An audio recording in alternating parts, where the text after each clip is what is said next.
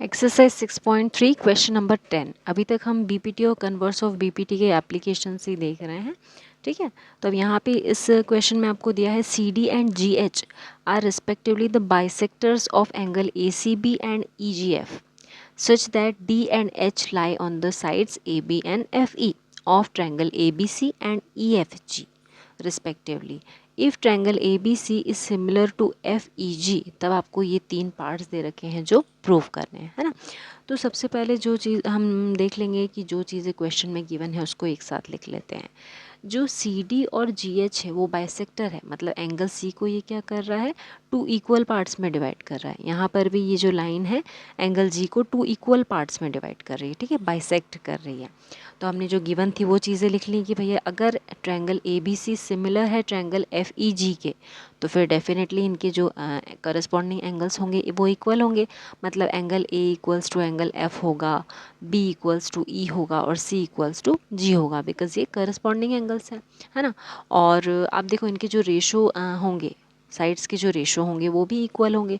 तो अब रेशो भी देख लेते हैं कि A B upon F E, B C upon E G और ए सी अपॉन एफ जी आपस में क्या होंगे, इक्वल होंगे। ये चीज़ें तो हमने जो फिगर में गिवन था या क्वेश्चन में जो गिवन था उसके अकॉर्डिंग लिख लिया। अब आ जाते हैं हमारे फर्स्ट पार्ट पे। फर्स्ट पार्ट में क्या प्रूव करना है कि ट्रायंगल ए सी डी और जो एफ जी एच है, ए सी डी और ट्रायंगल एफ जी एच, देखो क्यों डिसाइड किया हमने कि ये ट्रायंगल लेंगे। तो फर्स्ट पार्ट में देखो क्या चीज़ प्रूव करने को बोला है, C D upon G H equals to A C upon F G. मतलब ये डी भी इंक्लूड हो रहा है, सी भी इंक्लूड हो रहा है और ए भी। यहाँ पर देखो जी एच एफ सब कुछ आ रहा है इसमें। तो हमने ये दो ट्रायंगल्स ले लिए, एक तो ट्रायंगल ले लिया ए सी डी और दूसरा ले लिया ये एफ जी एच, है ना। अब इनमें आप देखो क्या चीज़ इक्वल आ रही है, एक तो एंगल ए और एफ आपस में इक्वल होंगे, करस्पॉन्डिंग एंगल्स हैं इसलिए, और एंगल 1 और 2 भी आपस में इक्वल होगा, ठीक है। एंगल ए और एफ इक्वल, 1 और 2 इक्वल। तो एंगल एंगल क्राइटेरिया की वजह से हम बोल सकते हैं कि जो ट्रायंगल ए सी डी है वो सिमिलर है किसके, एफ जी एच के, है ना। और अगर ये सिमिलर है तो हम इसके करस्पॉन्डिंग साइड्स का रेशो इक्वल लिख सकते हैं ना, C D upon G H equals to A C upon F G. अब ये हो गया इसका फर्स्ट पार्ट। अब सेकेंड पार्ट देखो, सेकेंड पार्ट में हमको प्रूव करना है कि जो ट्रायंगल डी सी बी है वो सिमिलर है एच जी ई के, ठीक है। तो अब देखो अभी हमने फर्स्ट पार्ट में क्या प्रूव किया कि जो सी डी, ये देखिए C D upon G H equals to A C upon F G, है ना, ये आपने प्रूव किया।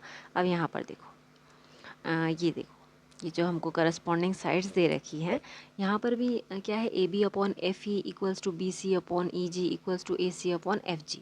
अभी जो ए सी अपॉन एफ जी है वो B C upon E G के भी बराबर है। तो अगर अभी जो हमने प्रूव किया उसको देखिए और इसको अगर कंपेयर कर दे, तो अगर इस पार्ट को और इस पार्ट को हम कंपेयर कर दें तो क्या हो जाएगा, देखिए ये D D upon G H equals to A C upon F G अभी हमने फर्स्ट पार्ट में प्रूव किया। और जो गिवन इन्फॉर्मेशन थी उसमें हमने लिखे थे सारे करस्पॉन्डिंग साइड्स के रेशो, तो वहाँ से हमने ये दोनों साइड्स पिकअप किया, ठीक है। तो दोनों में देखिए A C upon F G common आ रहा है, तो हम क्या बोल सकते हैं कि from equation 1 and 2 C D upon G H is equals to B C upon E G. ठीक, अगर ये करस्पॉन्डिंग साइड्स इक्वल आ रहे हैं तो फिर हम बोल सकते हैं कि जो ट्रायंगल डी सी बी है वो किसके सिमिलर हो जाएगा, एंगल एच जी ई के, है ना।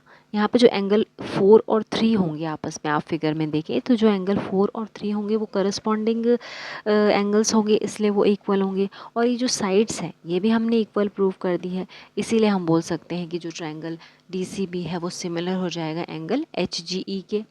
ठीक, अब इसमें थर्ड पार्ट भी दे रखा है, वो देखिए थर्ड पार्ट में क्या प्रूव करना है आपको कि जो ट्रायंगल डी सी ए है वो सिमिलर हो जाएगा एच जी एफ के। ये यहाँ पे मैंने एंड लिख दिया है, यहाँ पर सिमिलर का साइन लगेगा, ठीक। तो इसमें भी अगर आप देखो कि एंगल 1 और 2 आपस में इक्वल है, अभी हमने प्रूव किया था फर्स्ट पार्ट में, है ना। क्यों इक्वल है, करस्पॉन्डिंग एंगल्स हैं इसलिए आपस में इक्वल हैं। और देखिए जो ये करस्पॉन्डिंग साइड्स हैं C D upon G H, ये भी हमने प्रूव किया है ए सी अपॉन एफ जी, मतलब C D upon G H is equals to A C upon F G, अभी हमने फर्स्ट पार्ट में प्रूव किया है। तो साइड एंगल साइड क्राइटेरिया की वजह से हम बोल सकते हैं कि जो ट्रायंगल डी सी ए है वो सिमिलर हो जाएगा एच जी एफ के।